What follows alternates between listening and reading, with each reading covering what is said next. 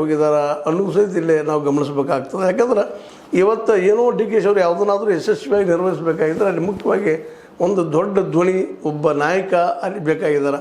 ಯಾಕಂದ್ರೆ ರೈತರನ್ನ ಮನಗಾಣಿಸುವಂಥದ್ದು ಕನ್ವಿನ್ಸ್ ಮಾಡುವಂಥ ಶಕ್ತಿ ಸಿದ್ದರಾಮಯ್ಯ ಅದು ಸಾಕಷ್ಟು. ಅವರನ್ನು ಇಲ್ಲಿ ಇಳಿಸ್ಕೋಬೇಕು ಅನ್ನೋಂಥ ಪ್ರಯತ್ನ ಇರ್ಬೋದಿಲ್ಲ ಅಂತಲ್ಲ, ಆದರೆ ಅವರು ಬರ್ತಾ ಇಲ್ಲ. ಇದೊಂದು ಏನಪ್ಪ ಅಂದರೆ ಇಲ್ಲಿ ಯಕ್ಷ ಪ್ರಶ್ನೆಯಾಗಿ ನಿಲ್ತಾ ಇದೆ ಅಂತ.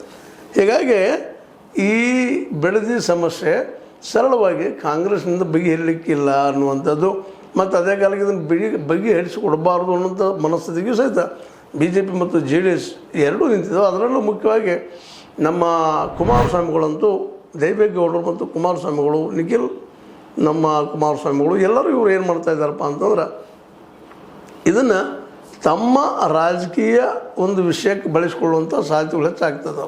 ಇಲ್ಲೇ ಇನ್ನೊಂದು ಇಲ್ಲಿ ನಮ್ಮ ಕುಮಾರಸ್ವಾಮಿಗಳಿಗೆ ಹೌದಪ್ಪ ರೈತರಿಗೆ ಒಳ್ಳೇದು ಮಾಡಬೇಕು ಅಂತಲ್ಲ, ಅದು ಡಿ ಕೆ ಶಿಯಿಂದ ಆಗಬಾರ್ದು, ನಮ್ಮಿಂದ ಆಗಲಿ ಅನ್ನುವಂಥ ಒಂದು ಮನಸ್ಥಿತಿ ಇದೆಲ್ಲರೂ ಅದ ಪರಿಸ್ಥಿತಿನದ.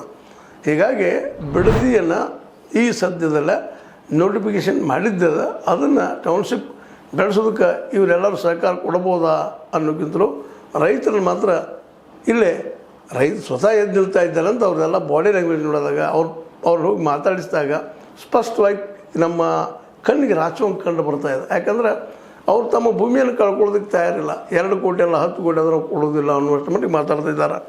ಆದರೆ ಇವರು ಇಲ್ಲ ಭರ್ಪೂರ ರೇಟ್ ಬರ್ತಾ ಇದೆ,